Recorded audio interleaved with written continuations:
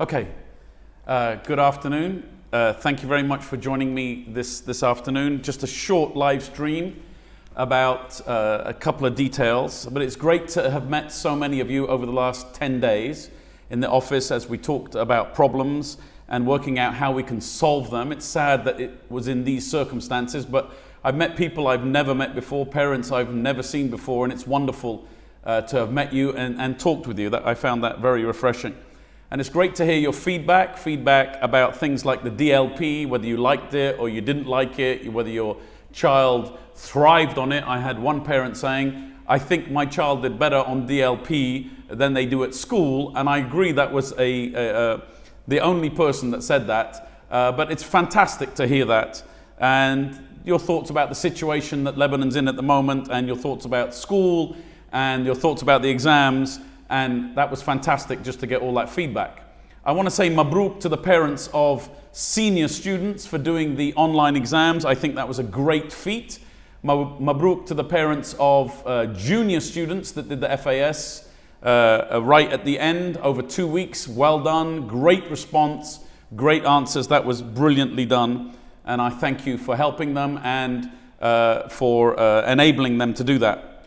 So this is just a short live stream about the near and not so near future, what I see for next year and what I see for the next few weeks. Everything I say is hugely tentative. No? Everything I say is hugely tentative. Okay? So whatever I say, if it's not right or it's proved to be wrong, please let me know later. Okay, so I don't want to say something now this is not law, what I'm going to say at the moment. It might well be overruled. The Minister of Education might say that we can't do it, and his rule is above everything that I say. So please, please, please, everything that I say today is very, very tentative. I'm just going to do a couple of dates that are close by. Most of you by now know my system of weeks and weekends, and I'm going to do something to go up right to the graduation. So we are here on this Monday. This is Friday the 26th, and this Tuesday is the 30th of June. And this Tuesday will be book day for all the school. And we're going to send details of that very, very soon, and be ready for that. This coming Tuesday, not tomorrow, in 7 days will be book day. And then this day here, which is the 10th of July, will be report day, when we hand out the reports. And then this day here, which is the 23rd of July, will be the senior graduation. Now, these are all tentative dates. Don't forget, if the situation that we saw yesterday, where we had 51 new corona cases, causes a lockdown to come, all of this goes out the window again, and really we start planning from zero. But I really feel we need to move forward. I think we really need to think about what's going on, and we just can't ignore everything forever and say, wait. We need to start thinking. And this is the way that I'm thinking about this. So 3 important days. 30th of June is book day. 10th of July is report day, when we give out the reports and back the deposits for those who came on those 2 days. Don't forget what the rules are about deposits. I'll make that clear in some posts on the website. And this, I hope, the 23rd of July will be graduation day, and we're going to do hopefully a fairly full graduation. Don't forget, dates are tentative. Please join the WhatsApp groups. We've put them on the website already. Lots and lots of people have joined them. We've split them into 4 groups: all school, senior, junior, and infant. Definitely join the all school group, where we are going to put general notices, and then you can join the groups in which your children are. If they're in the senior school, join the senior group. Now, just what I want to say is just a little bit about next year. Okay, what's the future? The most common question that I had when I talked to parents is, what do you think is going to happen next year? Is it going to be the exact same thing as this year? We're not going to be back to normal, to complete normal, until December 2021.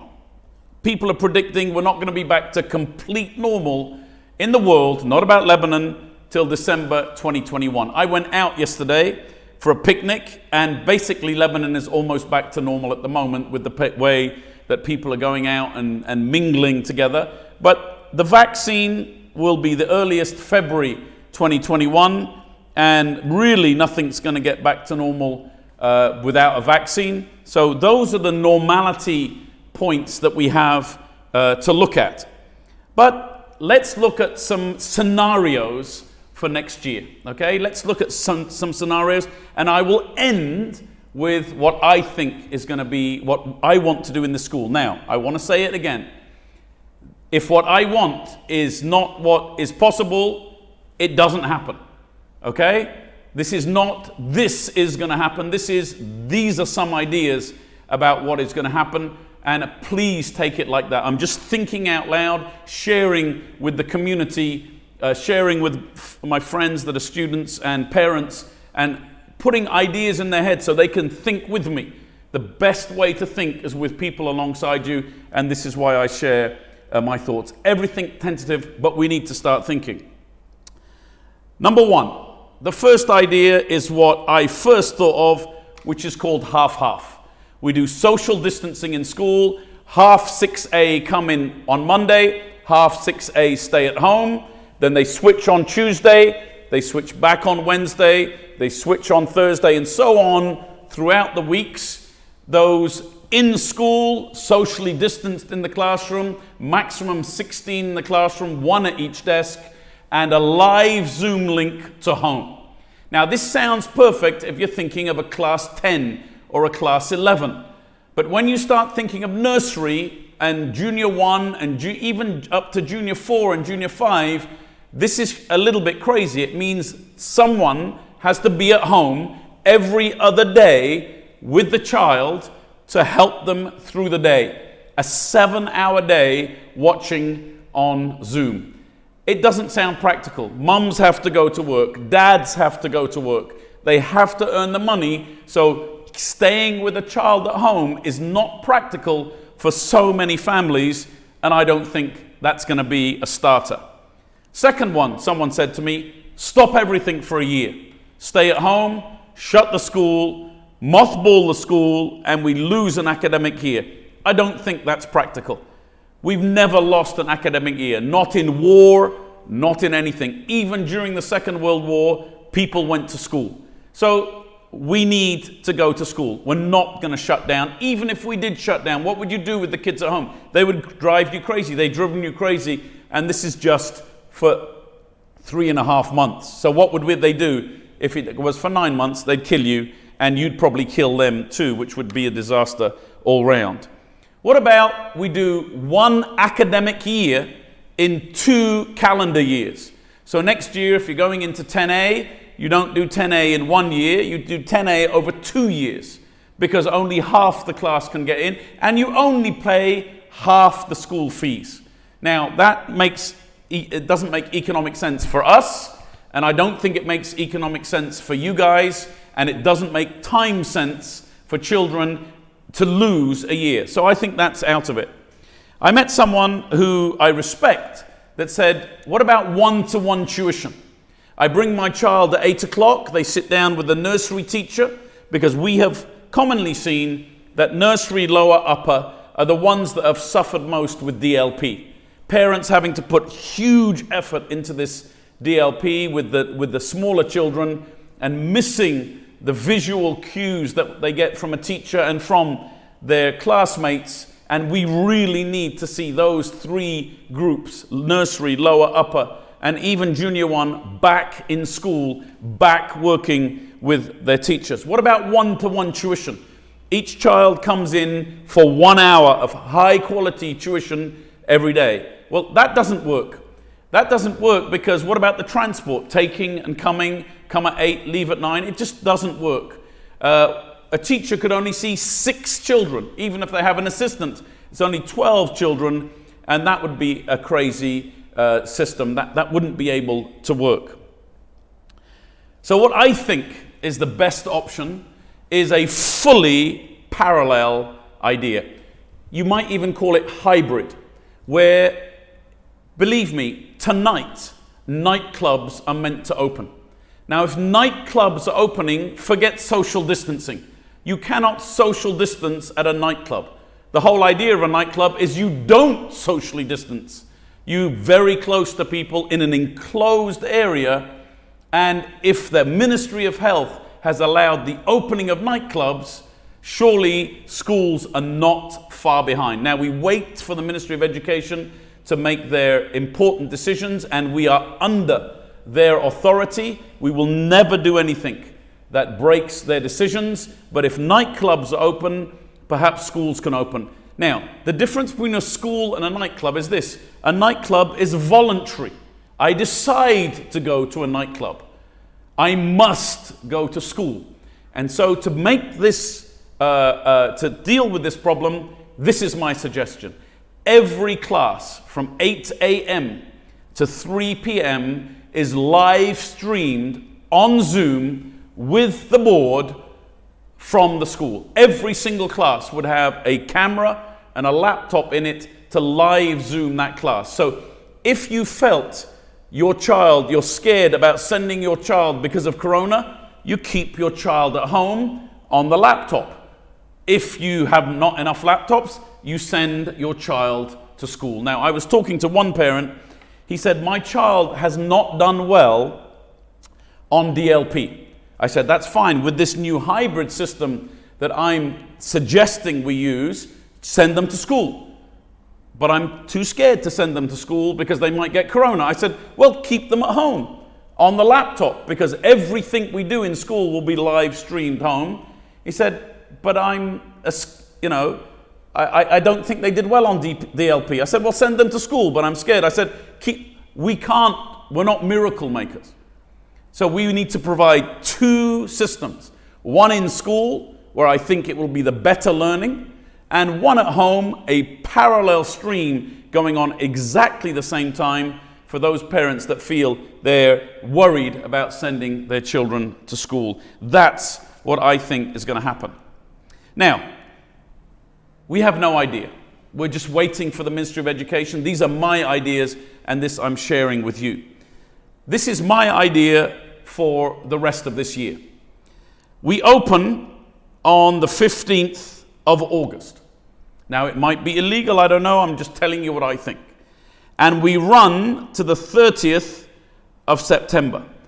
And in those 6 weeks, we review everything that we've done in DLP. Let me give you an example. If you're in 6A, in these weeks, you will go to 7A.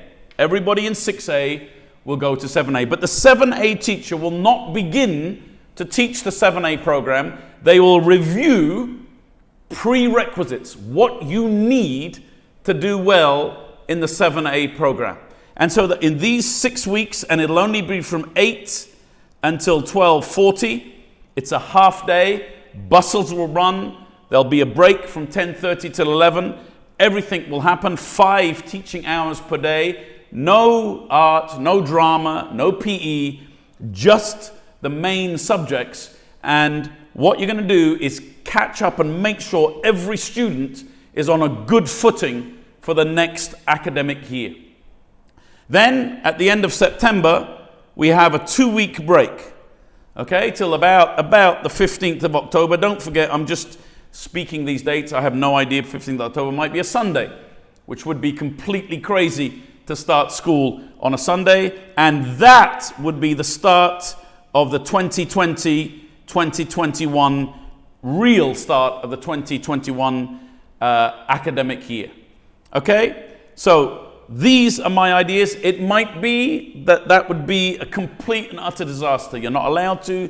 We might look at Twitter later today and find there's 200 Corona cases today, and everything I've said is out the window, but we need to think. We cannot stop still. Corona will not kill us. We're not going to just die here and shrivel.